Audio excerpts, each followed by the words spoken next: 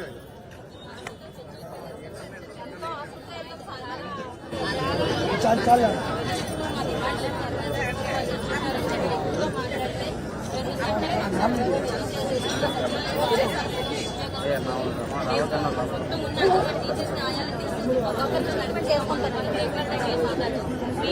భయపడిస్తాము, కేసులు పెడతాము, జైలుకి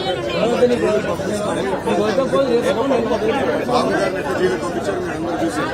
నా పైన SC ST case attempt murder case పెట్టారు నా పైన. వీళ్ళు ఇదే పనమ్మా ధైర్యంగా నిలబడి 3 నెలలు ప్రభుత్వం పోతుంది, మన ప్రభుత్వం వస్తుంది, ఇబ్బంది లేకుండా చేసే బాధ్యత నాది.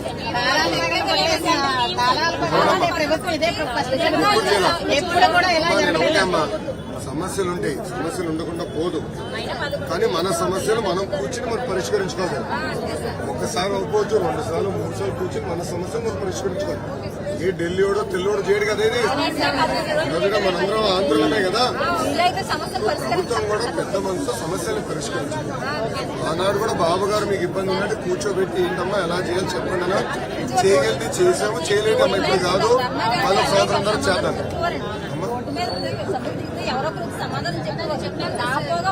అమ్మా నేను ఒక్క మిమ్మల్ని అందరూ కోరుతున్నా,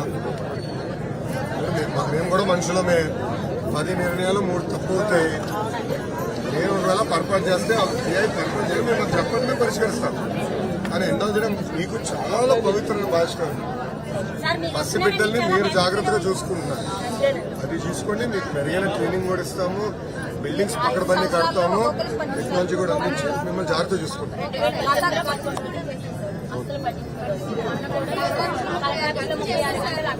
తెలుసమ్మా, చెప్పారు.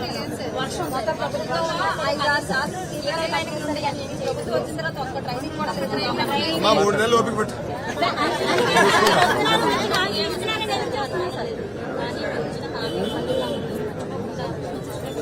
ఇప్పుడు మీరందరూ రికార్డ్ చేశారు, కెమెరాలు ఉన్నాయి, మా వాడు లైవ్ లో రికార్డ్ చేశాడు. సో మీకు ఆ ప్రాబ్లం నా దగ్గర ఉంటుంది.